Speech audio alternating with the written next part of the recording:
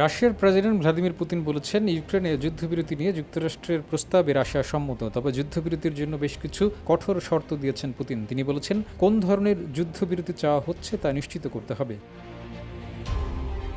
Ukraine রাশিয়ার মধ্যের যুদ্ধ বন্ধ করতে পুতিন যুক্তরাষ্ট্রের ৩০ দিনের একটি যুদ্ধবিরতির প্রস্তাব নিয়ে এই প্রতিক্রিয়া দেখিয়েছেন। এই প্রস্তাব নিয়ে যুক্তরাষ্ট্রের সঙ্গে চলতি সপ্তাহে আলোচনা করে ইউক্রেনও। ইউক্রেন এই প্রস্তাবে ইতোমধ্যে সম্মতি দিয়েছে। পুতিন যুদ্ধবিরতি নিয়ে যে প্রশ্ন তুলেছেন, সেখানে তিনি জানতে চেয়েছেন, এই ৩০ দিন সময়ে ইউক্রেন কি করবে? তারা কি আবারও একত্রিত হবে? তাদের কি আবারও অস্ত্র দেওয়া হবে? লোকদের প্রশিক্ষণ দেবে? নাকি এগুলোর কোনোটিই করা হবে না? এরপর আরেকটি প্রশ্ন করে জানতে চেয়েছেন, যদি এগুলোর কোনোটি তারা না করে তবে কিভাবে তার নিয়ন্ত্রণ করা হবে। তিনি জানতে চেয়েছেন, যুদ্ধ বন্ধের আদেশটি কে দেবে, কোন মূল্যে দেবে, ২০০০ কিলোমিটার এলাকায় কে যুদ্ধবিরতি ভাঙছে তা চূড়ান্ত করবে কে। এসবের সূক্ষ্ম বিশ্লেষণ প্রয়োজন বলে মনে করেন পুতিন। পুতিনের এসব বক্তব্যের বাইরে রাশিয়ার যে অবস্থান, সেখানে মৌলিক একটি উদ্বেগের জায়গা হচ্ছে ন্যাটোর সম্প্রসারণ এবং ইউক্রেনের স্বায়ত্তশাসন। ন্যাটোর সদস্য হতে চাইলেই ২০২২ সালের ২৪ ফেব্রুয়ারি ইউক্রেনে হামলার নির্দেশ দিয়েছিলেন রুশ প্রেসিডেন্ট।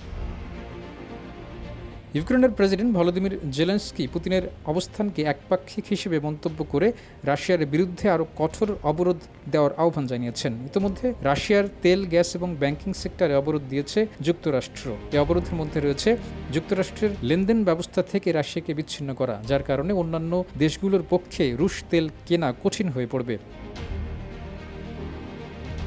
যুদ্ধবিরতির এমন আলোচনার মধ্যে বৃহস্পতিবারও রাশিয়া এবং ইউক্রেন পাল্টাপাল্টি ড্রোন হামলা করেছে। পুতিন মার্কিন যুদ্ধবিরতির প্রস্তাব নিয়ে নিজের অবস্থান জানিয়েছেন বেলারুশের প্রেসিডেন্ট আলেকজান্ডার লুকাশেঙ্কোর সঙ্গে আলোচনার পর। পুতিনের দপ্তর ক্রেমলিনে এক সংবাদ সম্মেলনে রুশ প্রেসিডেন্ট বলেন, রাশিয়া শত্রুতা বন্ধের প্রস্তাবের সঙ্গে একমত, তবে যুদ্ধবিরতি হতে হবে দীর্ঘমেয়াদী শান্তির জন্য এবং এই সংকটের মূল কারণগুলো দূর করতে হবে। পুতিন বলেন, তিনি এ বিষয়ে মার্কিন বন্ধুদের সঙ্গে কথা বলবেন, এমনকি তিনি ট্রাম্পকে একটি ফোন কলও দিতে পারেন।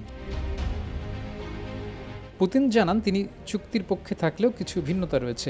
ইউক্রেনের সঙ্গে যেসব বিষয়ে বিবাদ রয়েছে তার মধ্যে একটি রাশিয়ার পশ্চিমাঞ্চলীয় কুর্স্ক অঞ্চল। পুতিন জানান, ওই অঞ্চলটিতে গত আগস্টে সামরিক অভিযান চালিয়েছে ইউক্রেন এবং কিছু এলাকার দখল নিয়েছে। এখন ওই অঞ্চলের দখলে রুশ সৈন্যরা রয়েছে দাবি করে পুতিন বলেছেন, সেখানে ইউক্রেনের সৈন্যরা এখন বিচ্ছিন্ন হয়ে পড়েছে। তারা সেখান থেকে পালানোর চেষ্টা করছে, তাদের সরঞ্জাম পরিত্যক্ত হয়ে গেছে। সেখানে তারা আত্মসমর্পণ অথবা মৃত্যুবরণ, দুটির একটি পথ বেছে নিতে পারেন বলে জানিয়েছেন একসময়ের গোয়েন্দা কর্মকর্তা পুতিন।